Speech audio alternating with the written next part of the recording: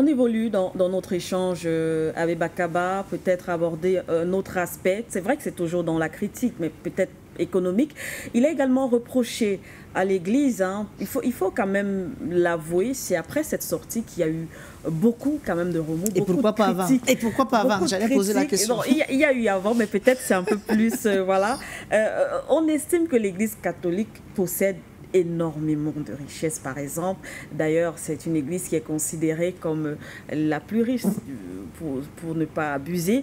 Mais cette église ne participe pas, après les critiques, à la construction et au développement économique de nos États, le cas du Cameroun. Donc, mal placé, peut-être pour parler de misère. Ben, c'est une critique qui est malhonnête. Je le dis d'entrée de jeu, parce que dire que l'Église ne participe pas au développement du pays, du Cameroun en l'occurrence, je dis c'est une critique qui est malhonnête. Malhonnête pourquoi? C'est quoi le développement? Est-ce que le développement se résume à la construction des infrastructures physiques, routières, hospitalières et tout ce qui va avec? C'est tout ça le développement? Non. L'Église travaille pour le développement intégral de l'homme. Tiens, j'allais rappeler aux uns aux autres que, quand même, pour le cas du Cameroun, l'Église est le premier partenaire de l'État. Le premier partenaire de l'État en matière d'éducation. Oui. Parce qu'en dehors de l'État, aucune autre organisation n'a autant d'établissements dans le pays que l'Église. Et je précise des établissements de qualité. Parce que très souvent, quand on sort les résultats officiels aux examens, vous constatez toujours que ce sont les établissements confessionnels qui sont les premiers. Je vais citer Coavoct, la retraite, le collège Liberman. Vous allez vérifier les chiffres. Donc, voilà la première chose. Donc, de par l'éducation, l'Église participe effectivement au développement de l'homme, du citoyen. Parce que ici, ce n'est pas seulement l'école, mais c'est aussi la formation morale. Si l'Église avait les moyens, elle aurait certainement de très grands hôpitaux. Mais elle essaye de faire comme elle peut, d'accompagner l'État dans ses charges régaliennes, l'éducation, la santé, même la justice. Je vous rappelle que dans chaque diocèse où il y a une prison, il y a une pastorale appropriée à l'endroit des prisonniers. Nous avons ce qu'on appelle les commissions justice et paix, qui travaillent jour et nuit, par exemple pour la libération des personnes qui sont en prison de manière abusive, et même qui participent à l'éducation et à la formation des détenus. Donc la commission justice et paix, ce n'est pas simplement pour aller faire des dons aux prisonniers de manière sporadique, mais c'est travailler aussi. Il y a par exemple les aumôniers des prisons. C'est des questions de justice. Bon, je ne vais pas dire le nombre d'orphelinats où travaillent les religieuses jour et nuit, des maisons d'accueil, à une dimension plus forte. Vous savez, aujourd'hui à Rome, Rome que moi j'ai le plaisir de visiter tout le temps, vous allez au Vatican, vous allez voir ce que le pape a fait. Il a aménagé près du Vatican tout un centre pour les clochards, les sans-abri. Vous allez constater que dans la pastorale sociale de l'Église, nous sommes toujours penchés vers ces causes. Allez voir qui s'occupe des enfants de la rue. Vous connaissez le centre qui est à PK21 là? Vous connaissez le centre Saint-Benoît-Mény qui s'occupe des malades mentaux?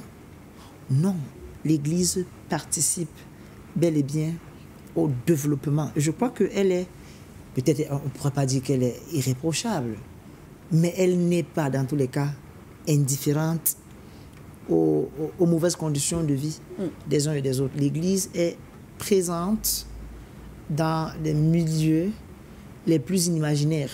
Je vais vous dire, si on sort du cadre de l'Église urbaine et qu'on va dans les églises rurales, vous allez trouver que dans un village, le prêtre, il n'est pas que prêtre, il est agent de développement. C'est-à-dire que s'il y a une commerce agro-pastorale là quelque part, c'est lui qui coordonne. Quelquefois, il est même la banque du village, parce que les gens lui font confiance. Quand il y a de l'argent, c'est lui qui gère. Plus loin même, sa paroisse même est un bureau de vote. C'est-à-dire que s'il y a une école qui est à côté de la paroisse, on s'en sert comme bureau de vote. Ben, il est même magistrat quelque part. Quand il y a des problèmes, même avec des gens qui ne viennent pas à l'église, on dit, voilà, un représentant de Dieu, on va vers lui pour la conciliation. Ça, ce sont des faits, ce n'est pas des vues de l'esprit. Donc, si quelqu'un ose dire que l'Église ne participe pas au développement, moi je dirais soit c'est de la mauvaise foi, soit c'est de l'ignorance. Sinon, il faut faire l'effort de vous rapprocher de l'Église pour savoir ce qu'on fait au quotidien. Je ne veux même pas dire, c'est-à-dire, je n'aimerais même pas évoquer, n'est-ce pas, la participation de l'Église à la formation de la conscience morale des uns et des autres. Parce que c'est ça le développement. Le développement, ce n'est pas simplement de construire des routes, des hôpitaux, encore qu'il n'y en a pas assez, ou bien quand il y en a, ils sont de très mauvaise qualité, parce que ceux qui les construisent eux-mêmes ne s'y soignent pas. Donc il n'y a pas que ça. Il y a que nous participons au développement de l'homme à travers l'éducation, à travers la formation des couches, à travers des centres qui existent où on encadre, par exemple, la jeunesse déshéritée. Il y a la pastorale de la jeunesse dans laquelle moi je travaille depuis une quinzaine d'années, où on accompagne les jeunes au quotidien. Est-ce que vous savez que dans une ville comme Douala, les gens ne savent pas, il y a des prêtres qui sont étudiants à l'université de Douala, des prêtres.